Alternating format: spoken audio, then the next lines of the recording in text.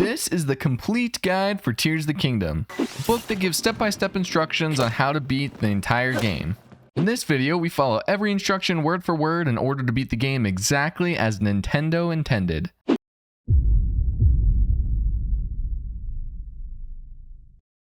The game begins with a short introductory sequence that is best enjoyed with as little guidance as possible. After the introductory cutscene, pick up the Decayed Master Sword and use it to cut the roots blocking the way. Activate the Zonai pedestal in the middle of the room and go through the door on the other side and follow the path forward. You'll eventually find your first treasure chest, which contains the archaic legwear. Open your inventory menu with plus to equip it. Go through the doorway to your right and jump down from the ledge to free fall toward the Great Sky Island. After the free fall sequence, you land in a lake on the Great Sky Island. Swim toward the steps in front of you. In the fields at the bottom of the slope, you'll find apples that you can pick, a tree branch that you can equip as a weapon, as well as an opponent, a soldier construct.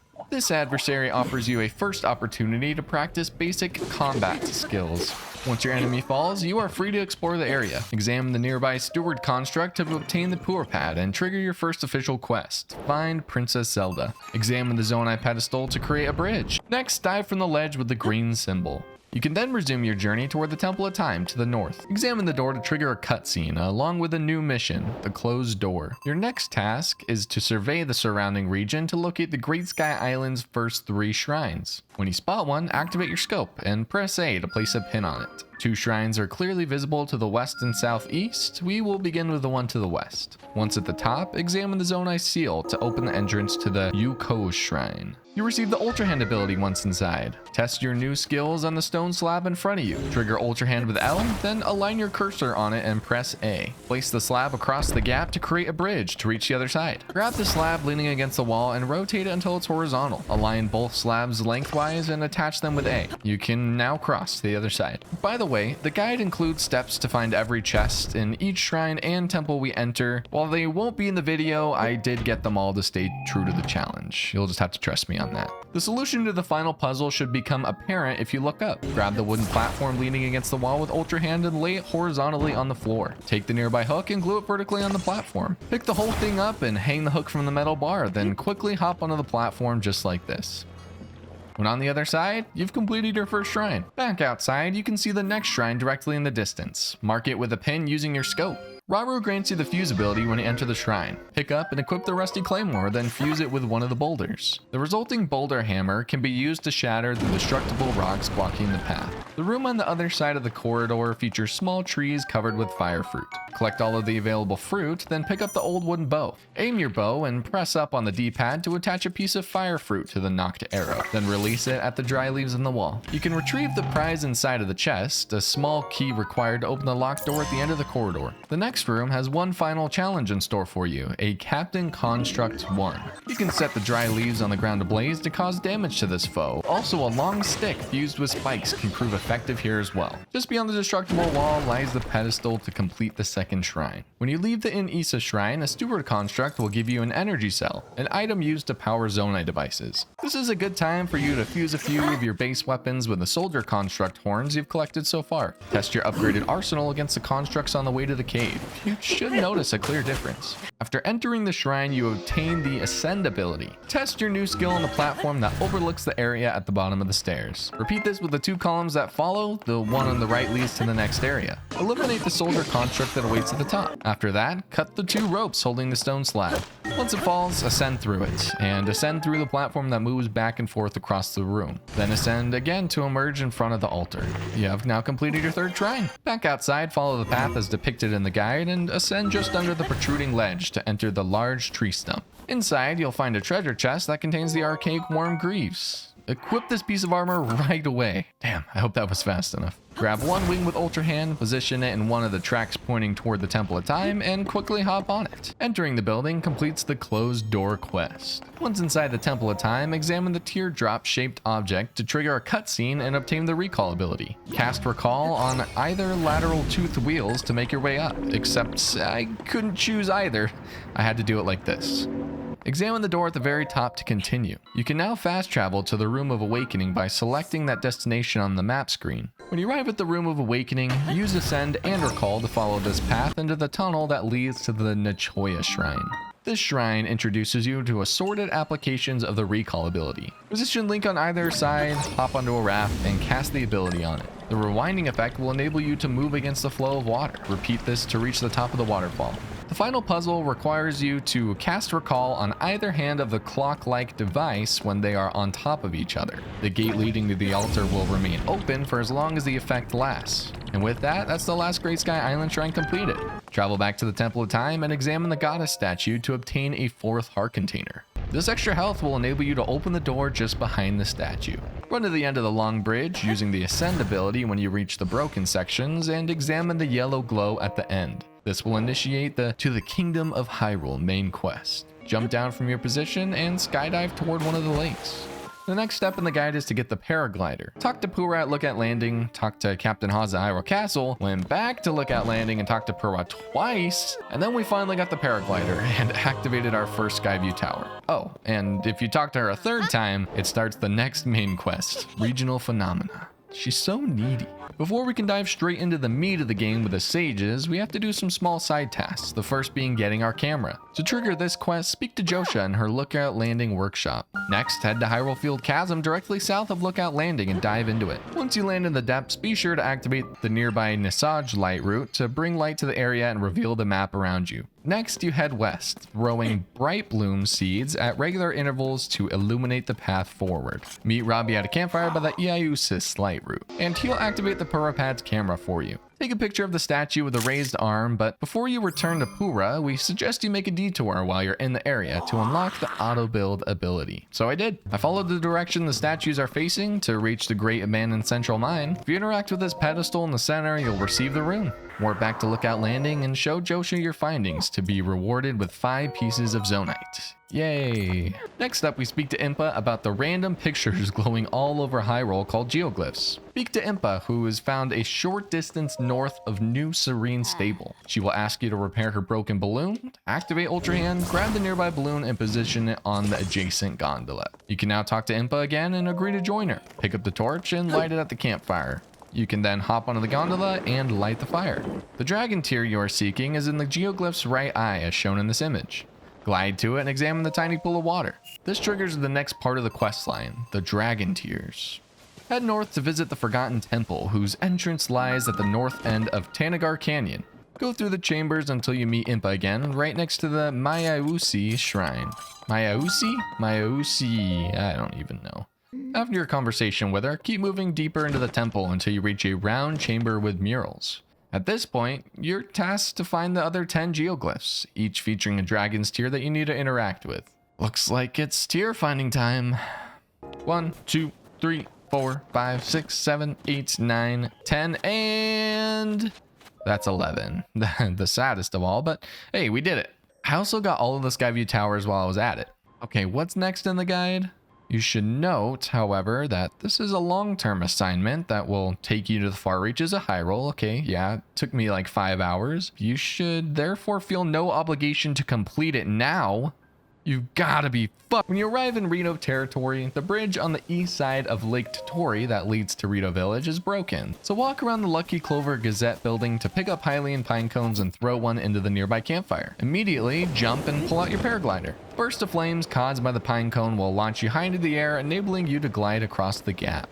Head to the balcony directly above the hut with the village's cooking pot, where you will meet Tulin and his parents. This triggers the Tulin of Rito Village quest. Next, you must talk to Hearth at the Hebra Trailhead Lodge, directly north of Rito Village. Hearth sends you toward the Hebra South Summit Cave, which you can reach by following this path in the picture. You will eventually happen upon a bonfire that makes the entrance to the Hebra South Summit Cave. When you emerge into the open, look up toward the north. You can recognize Talanto Peak, your destination, by the lone cedar tree that grows there. Speak to Tulin when you join him near the cedar tree. Agree to help Tulin, and he will introduce you to his power of wind. You can try it right away by gliding towards the ruins to the east. After you reach Huck on the platform on top of Hebra Peak, call on Tulin's power to cross the first 2 gaps. When you make it to the tall ruins, activate Ascend multiple times to get to the top. This gives you access to the Rising Island chain. Okay, so this next part gets very specific, and I followed it all to a T, but I didn't want to bore you guys, so... Oh, wow, we made it up to the Wind Temple. That's crazy. Once on the Stormwind Arc, examine the Zonai pedestal by the large hatch. Head to the north side of the hatch. The door to the right can be opened by grabbing the nearby icicle with Ultra Hand and gluing it onto the broken crank handle. Pull it to the left to open the adjacent barred gate. The first lock awaits directly behind. Glide from the main deck to the floating platform on the east side of the ship. You should spot an egg-shaped lamp in a small room at the very bottom of the ship. Eliminate the lone construct guard, then activate the lock with Tulin's assistance. Head up the stairs and the ladder to the north when you're ready. Follow the hallway to its south end. From a position between the crank and the stairs, activate Ascend to reach the floor level above. Grab the stone shard at the nearby corner and attach it vertically to the axle in a low position. Rotate the lever manually with Ultra Hand for a few seconds, then cast Recall on it. Go through the gateway while it's open. Head up the ladder, eliminate the construct on the upper floor, and have Tulin activate the lock with his power. Exit the building, heading straight east, and drop from the edge of the ship. Glide onto the trampoline boat and turn around. You'll notice an opening blocked by stalactites. Head to the northern part of the hallway, cast Recall on the rotating wheel, and ride it to the other side. Shoot an arrow at any stalactite on the ceiling and grab the resulting icicle with Ultra Hand.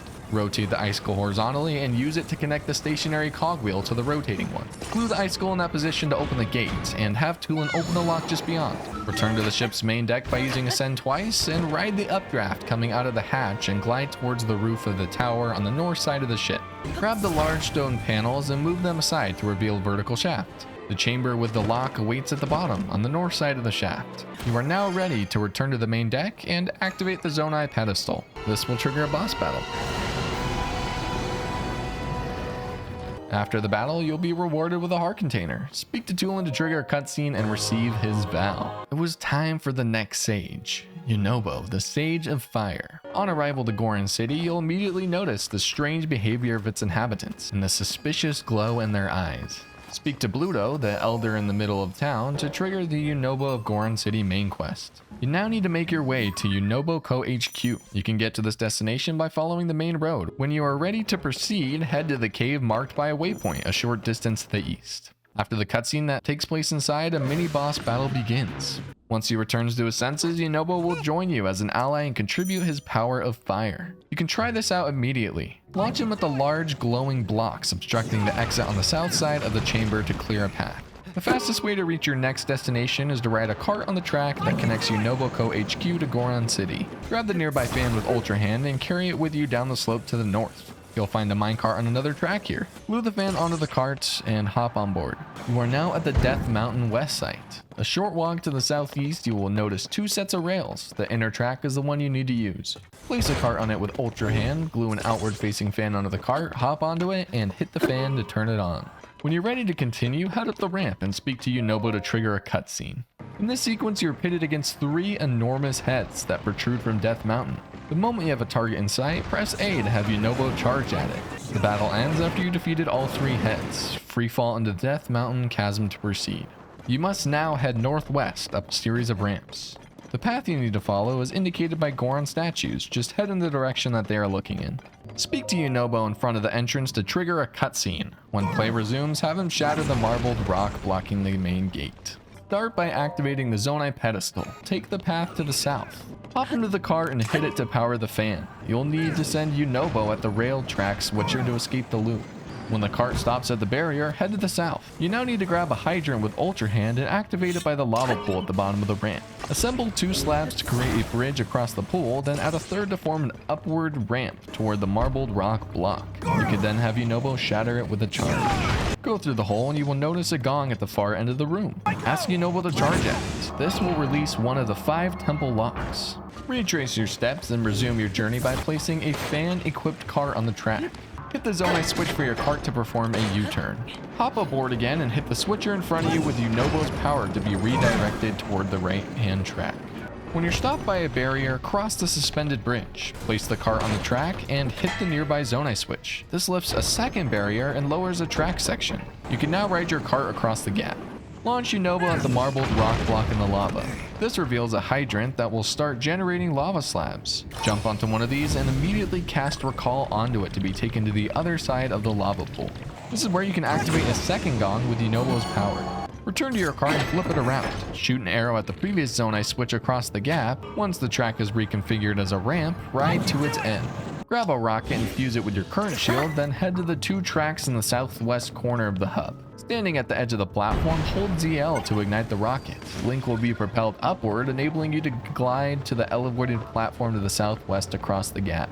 Glue the 2 sections of this broken suspended bridge at the end of the room. You can then launch Yunobo across it. The bridge will act as a ramp, sending the Goron upward and enabling him to shatter the marbled rock in the ceiling. A lattice cube falls through the hole you created, climb onto it and cast Recall. The cube will carry you to the floor above, where a 3rd gong awaits. Ask Yunobo to charge at it. Head back across the suspended bridge and hit the Zonai switch to restore the track leading back to the 3rd floor hub. Hop into the cart on the easternmost track and hit the fan to cross the gap. When your cart stops, transfer onto the perpendicular track and ride it to its end. Walk to the eastern edge of the platform and aim with your bow. You need to hit the 2 Zonai switches across the gap to the southeast. Start by activating the right-hand one to realign the track in front of you, and then shoot the 2nd switch, this time to raise the track, connecting it with the eastern building. Transfer a car over and ride to the end of the track. Hop into the car on the west side of the room and ride it to the end of this new track. Go around the corner and across the suspended bridge beyond it. You can now safely drop onto the balcony below. Hit the Zonai switch by the lattice wall section to lower a portion of the next track and lift the barrier that was blocking it. This enables you to ride a cart to the end. Launch Yunobo onto the rectangular lava slab that forms a ramp toward a marbled rock block. Shattering this reveals a hydrant that starts generating lava slabs. Grab one of these and glue it perpendicularly to an end of the long rectangular slab. They need to form a right angle. Rotate this object and position it by the lava pool so that it forms a ramp towards the gong. This will enable you to send Yunobo flying to strike it. Grab your ramp and turn around. Place the ramp near the edge of the broken bridge, aligned towards the large marbled rock block on the other side, calling Yunobo's power to shatter the block. You now need to get through the new opening. There are a number of ways to cross the gap. If you have the requisite capsules, you can employ a spring or a rocket attached to a shield to fly high and then glide over. Drop through the hole in the floor again to land right in front of the final gong. You can now hit the crystal to raise the barred gate and activate the Zonai pedestal to open the way to a large round arena.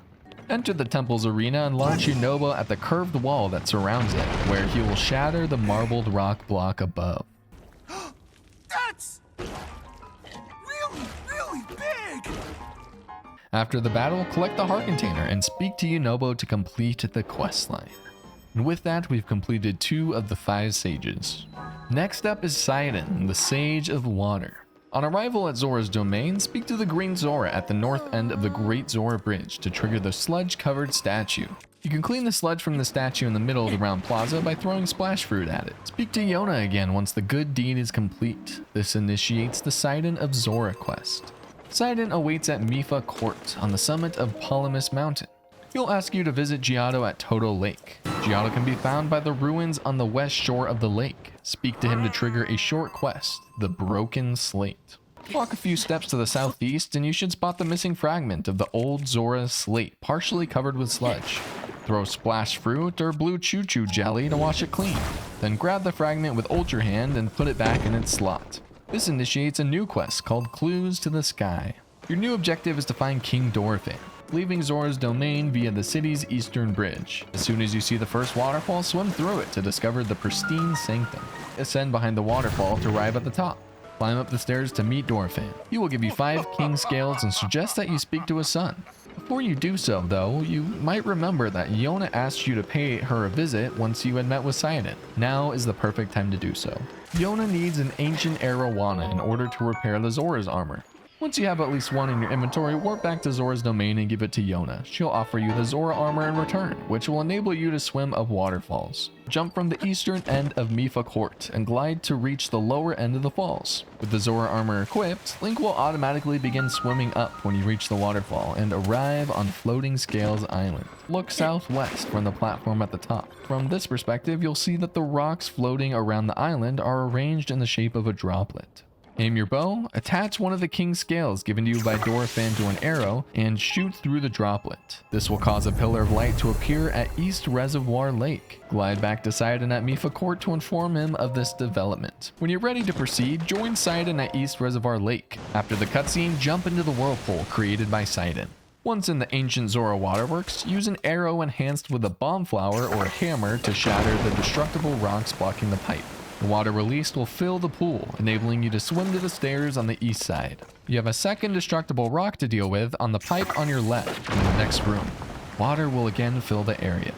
Swim toward the broken bridge, also on the west side of the room, standing on one of the wooden boards in the area. Grab another board nearby with Ultra Hand and drop it underneath the bridge.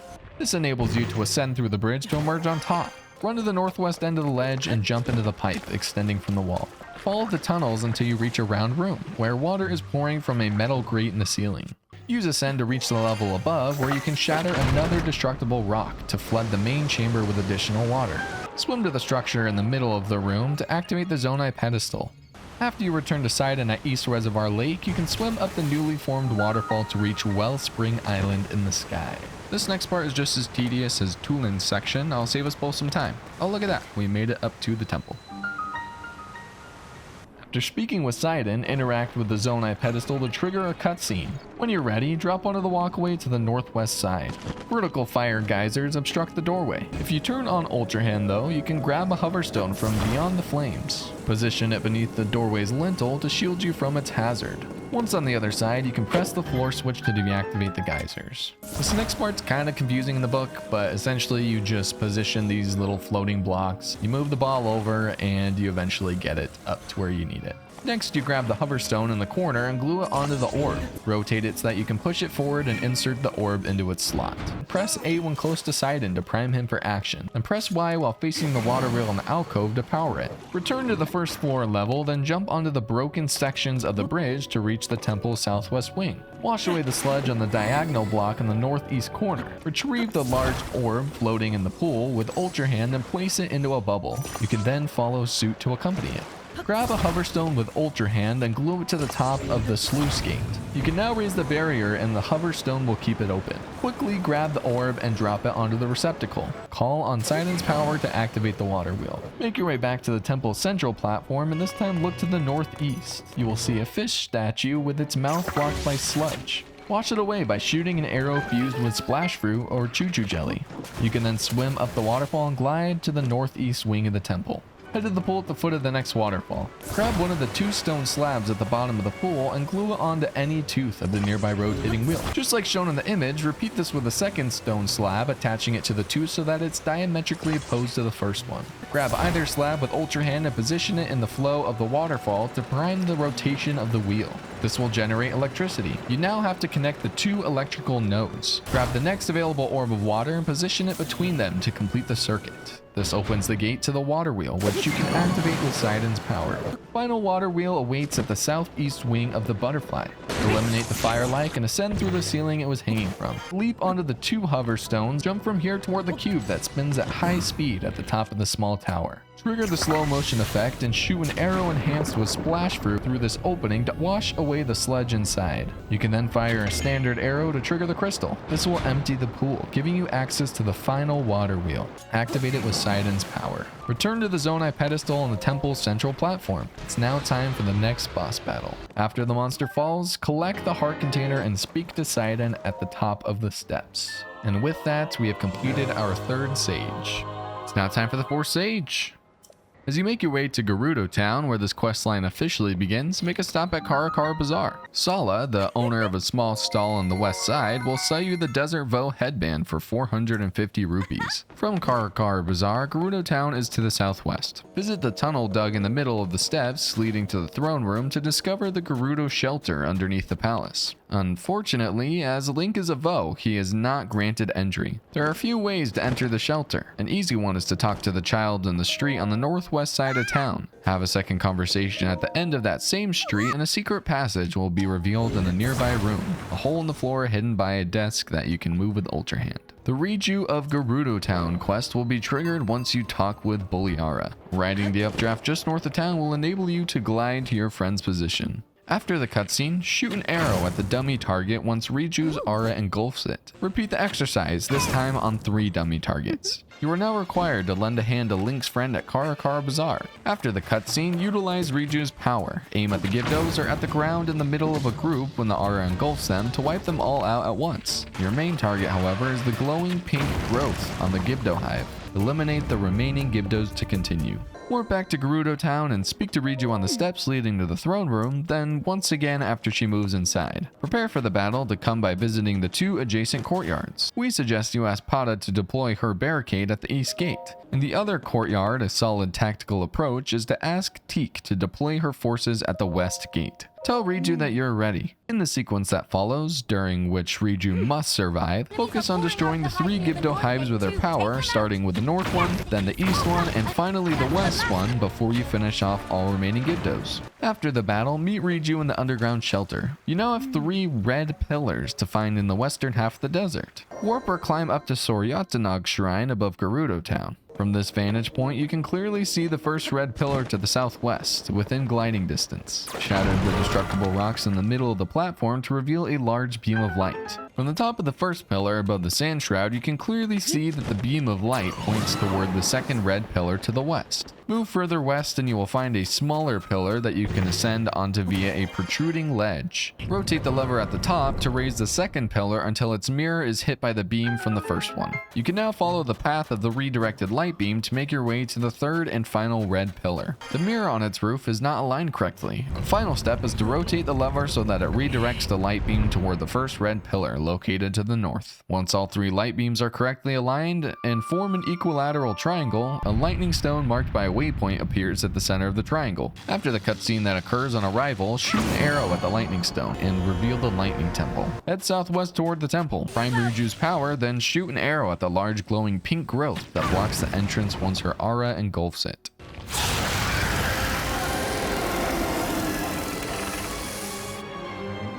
The key to this brief encounter is to hit the monster twice in a row with your ally's power. Prime it once, wait until Riju's aura engulfs the creature, then shoot an arrow at it. This opens up a window for you to fire a second lightning strike at the beast. If you succeed, the battle ends right away. After the Queen Gibdo flies away, you are back in front of the temple. Prime Riju's power and direct her lightning strike at the glowing pink growth blocking the entrance. The entrance room features multiple sand mounds. The one in the middle reveals a floor switch that you can step on to open the gate. Head down the stairs and run to the end of the long bridge. In the room to the northwest, step on the large stone panel on the floor to drop to the level below. This enables you to retrieve a Gerudo scimitar from a coffin covered by 2 stone slabs. But the slabs are the real prize here. Transfer them onto the large stone panel and cast Recall on the ladder to be taken back to the upper level. Pick up the stone slabs with Ultra Hand and carry them angled diagonally into the room with the fire geysers. Position it vertically against the first set of geysers. Repeat this with the second set and you are free to cross. Step on the floor switch and go through the newly opened archway. In the next section, large flame balls roll down a corridor. Cast Recall on one and sprint toward it. Turn right at the end of the corridor, then step on the floor switch to enable Riju to join you.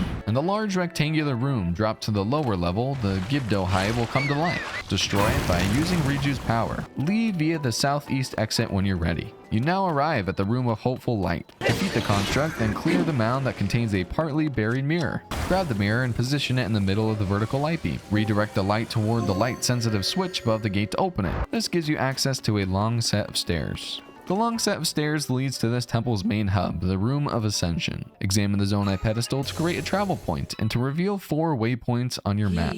Remove the 2 stone blocks in the east corner of the room not far from the pedestal. This reveals a hole in the wall. The temple's first battery awaits on the other side. Use Riju's power to charge it. Now move to the Room of Ascension's south corner. The stone block protruding from the floor can be moved aside with Ultra Hand to uncover a powerful updraft. Ride the updraft to the top, then glide toward the north corner of the room. You can go through a small alcove on the 4th floor level. The presence of a lit lantern makes it easy to spot. You will reach 2 rotating wheels, each with an opening that you can go through. Before you do so, cast Recall on the first one, then cancel the effect when the openings of the 2 wheels are aligned. Go through both openings, then remove the stone blocks from the wall with Ultra Hand. This reveals a light beam. With the openings in the wheels already aligned, the beam soon activates a small light-sensitive switch that raises the barred gate. After the wheels perform rotation, a second light-sensitive switch across the Room of Ascension is triggered. Make your way to it via the stairs to your right and step on the floor switch. The statue holding the switch slides into the wall, revealing a new passageway. Head down the stairs and grab a stone block with Ultra Hand. Position it horizontally between the 2 spiked walls to prevent them from closing in on you. Step onto the floor switch on the other side to enable Riju to join you. Grab a stone block from the wall and position it vertically to block the spiked ceiling that regularly slams to the floor. Drop through the hole in the floor on the east side of the room. In the round room with the spinning wall, grab a stake and move to the southwest wall. You will see a light-sensitive switch appear intermittently between two egg-shaped lanterns.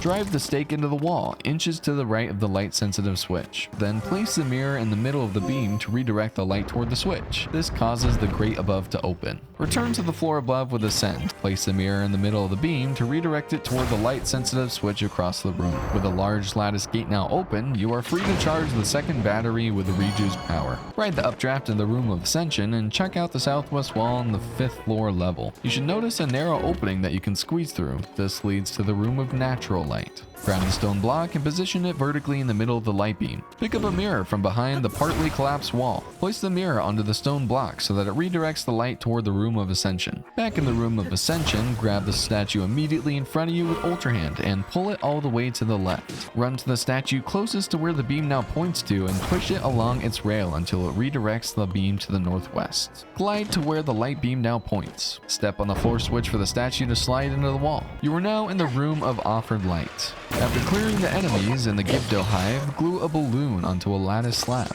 Position this contraption in the middle of the beam of light, attach a mirror to it, then pick up the torch on the pillar and light it. The slab will slowly rise up with the mirror soon redirecting the beam onto the light-sensitive switch. This lifts the large lattice gate, enabling you to charge the third battery with Riju's power. Return to the room of Ascension, then ride the updraft to reach the 5th floor level. Move the southwest statue aside so that the light beam goes across the room. Now push the two statues you haven't touched yet along their rails. Once positioned, they should now redirect the beam onto a light-sensitive switch in an alcove below. Move Link directly underneath the alcove and use Ascend to emerge right next to the floor switch revealed by your previous labors. Step onto it and the statue here will slide into the wall, unlocking a new passage. You reach a long vertical shaft where multiple fire geysers complicate your descent. Glide down slowly, taking care to avoid these hazards. The room of light and flame awaits at the bottom. Step onto the floor switch to let Riju in, then charge the 4th battery with her power. When you are ready, examine the Zonai pedestal and the room of Ascension. After the cutscene, destroy the glowing growth on the wall with Riju's power to trigger the arrival of Queen Gibdo. Once the Queen Gibdo has been defeated, pick up the heart container and speak to Riju to complete the quest and receive her vow.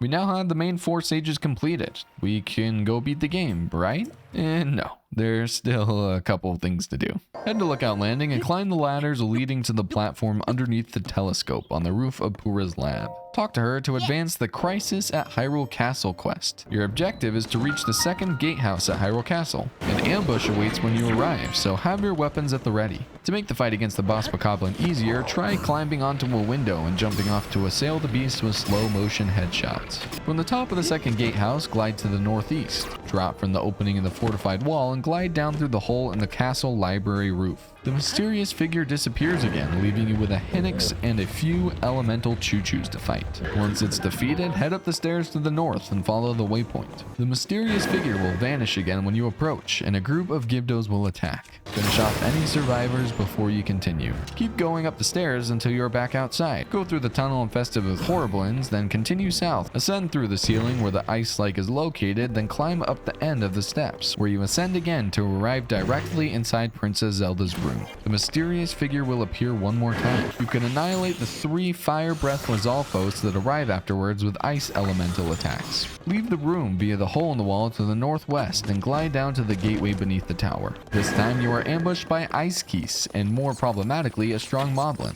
Freeze the moblin repeatedly, each time shattering the ice with your most powerful weapon to make the most of the damage bonus. Retrace your steps outside, climb up the cliff to reach the level above, and head up the steps. Turn right when you reach the final landing and jump from the end of the south ledge. From there, you can glide down to a gateway. In this new ambush, you have to eliminate 3 shock-like creatures. Dodge their projectiles carefully and hit their weak points with an arrow before you finish them off. Your final destination is the castle's throne room, the Sanctum. Once you enter the Sanctum, a boss battle will begin with Phantom Ganon, but not just one of them.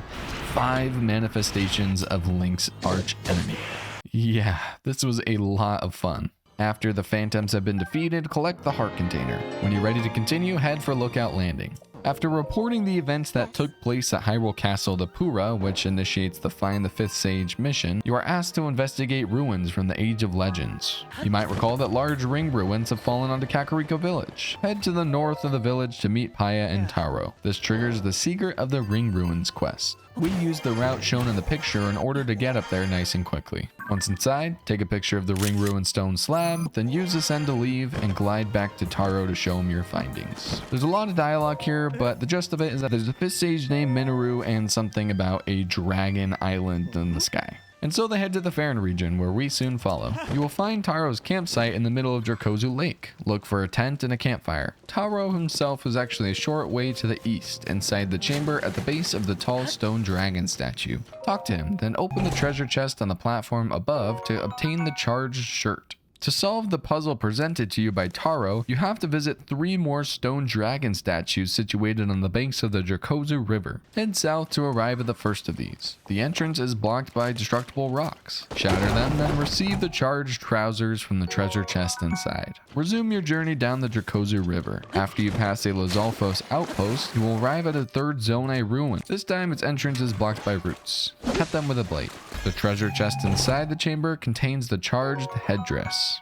You now have all the pieces to solve the puzzle. Follow the river to its end and you will find one final chamber at the base of a stone dragon statue. Equip the 3 pieces of the charged attire, select a Zonai charge, then drop it onto the altar inside. This reveals the Thunderhead Isles. Warp back to the Papa Foothills Skyview Tower and interact with its launching platform to be propelled skyward, then glide toward the south. You will reach the first floating islet on the Thunderhead Isles. This video is already really long. While I did follow the book exactly to a T, oh wow, look at that, we made it to the final island. Go through the opening directly north of the shrine and examine the large door. You need to have at least 10 heart containers to pass the test of strength here. Once this feat has been accomplished, examine the relic on the pedestal to trigger a cutscene. Pick up the relic and glue it onto a wing that you will find down the ramp. Add a steering stick and a fan and you're ready to take off from the nearby launch track. Fly downward following the green ray of light emitted by the relic. Your goal is to land in front of the owl statue at the north end of Tobio's Hollow. On arrival, take the relic in your hands and drop it on the stone pedestal. After the cutscene, collect the relic and walk down the ramp. Then place the relic on the device in the middle of the octagonal platform. This triggers another cutscene where we hear Minoru's voice and we are taken down toward the depths. When you arrive at your destination, grab the relic with Ultra Hand and rotate it until it is suitably aligned, then insert it into the head of the construct mold. Your goal is now to restore the 4 missing parts of Minoru's vessel, with each one found in its corresponding depot. We suggest you begin with the left leg depot to the southeast. On arrival, examine the Zonai pedestal. A box containing the left leg of Minoru's construct will drop in front of you. Drop the box onto either rail-mounted lattice platform, hop on to join it, then hit a rocket. Both you and the box will be propelled upward and land on the intermediate floor level. Glue 2 rockets onto the box and transfer onto the nearby ramp. Use the rotating lever to adjust the ramp's inclination. It should not point exactly at the platform across the pool, but just above to ensure a safe landing. Hit either rocket to initiate the short flight.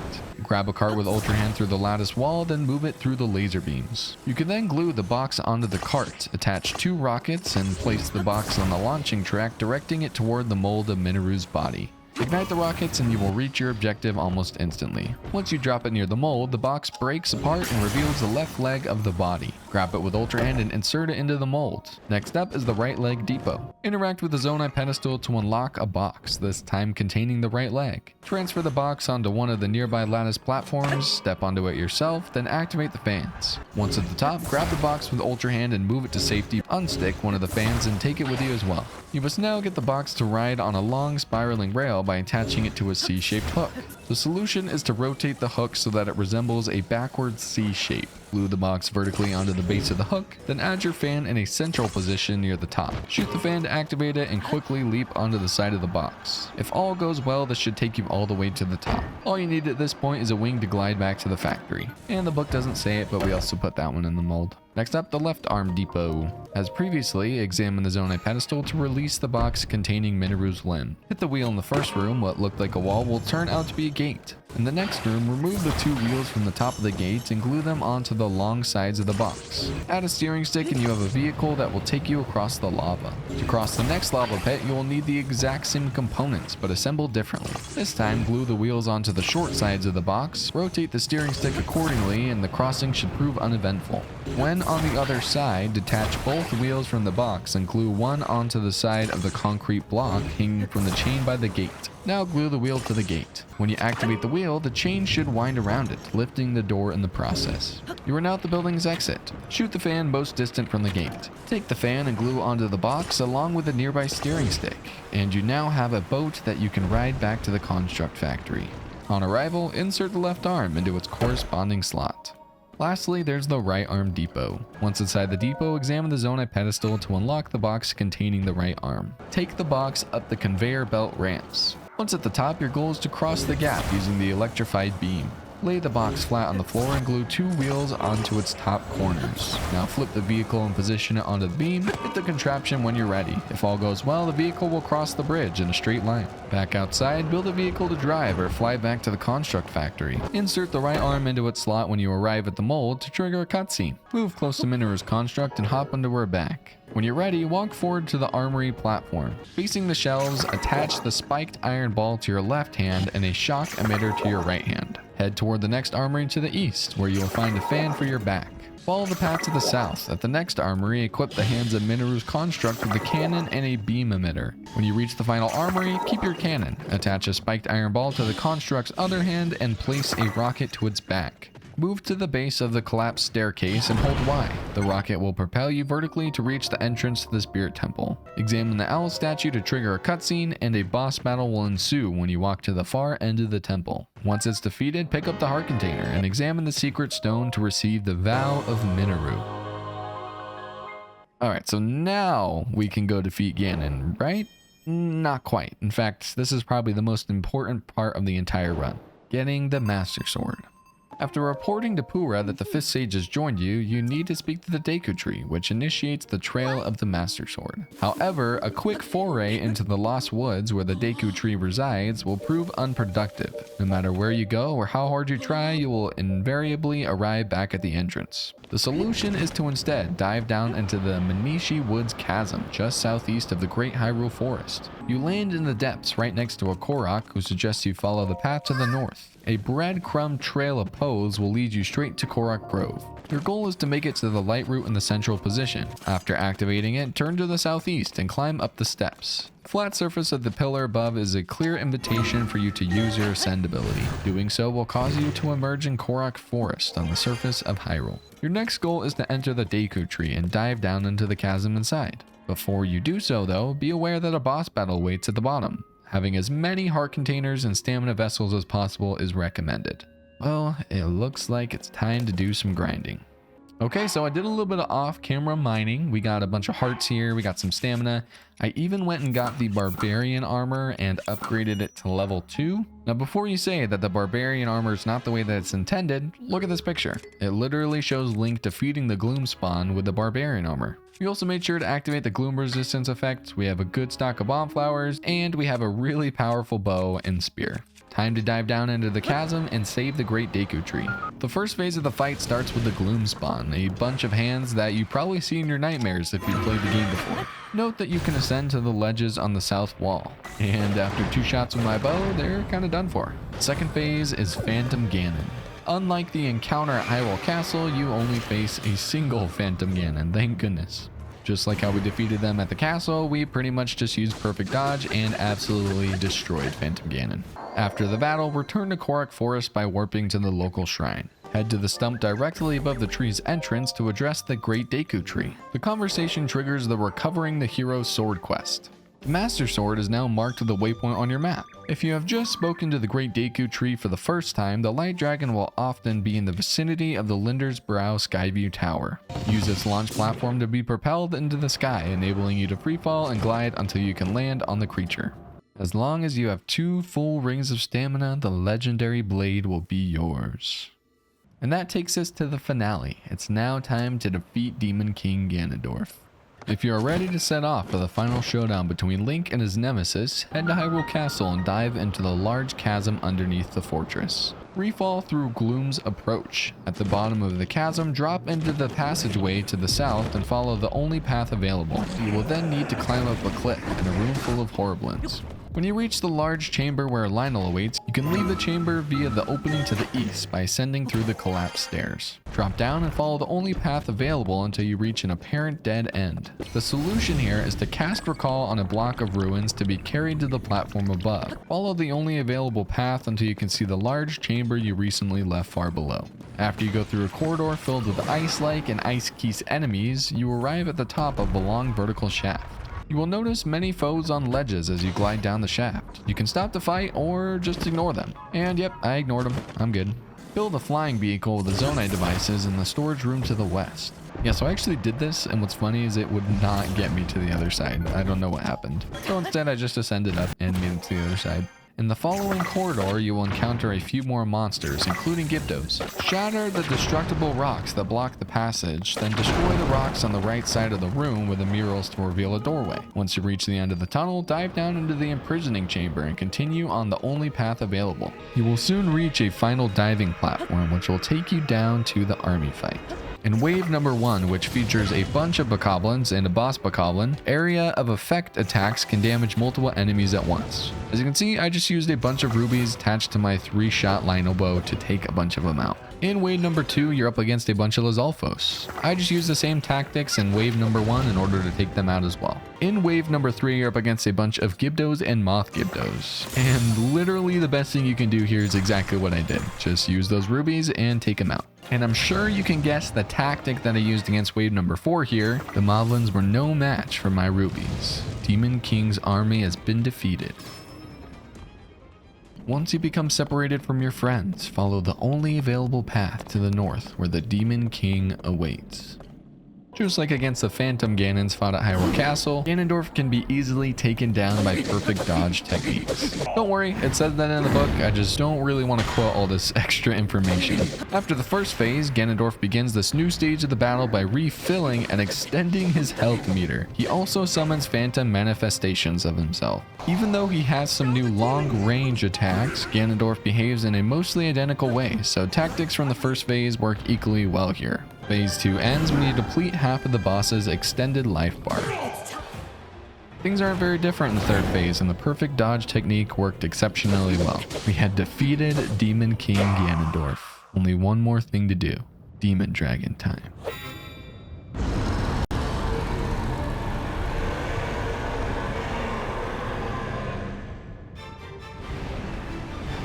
The final showdown between Link and Ganondorf takes place in the sky, with the Hylian hero riding the Light Dragon. Look down to see the Demon Dragon far below, then free fall toward it. You will notice 4 pink growths covered with eyes on the monster's back. The small craters that surround each growth are safe for you to walk on, enabling you to strike the weak spots with the Master Sword. Once all 4 growths have been eliminated, you have one final target, the secret stone on the Demon Dragon's head. The creature will hurl gloom projectiles at you, but these are easy to avoid. Land on the head and strike the weak point until the boss's health bar has been fully depleted. It's time we finally destroy Ganondorf once and for all.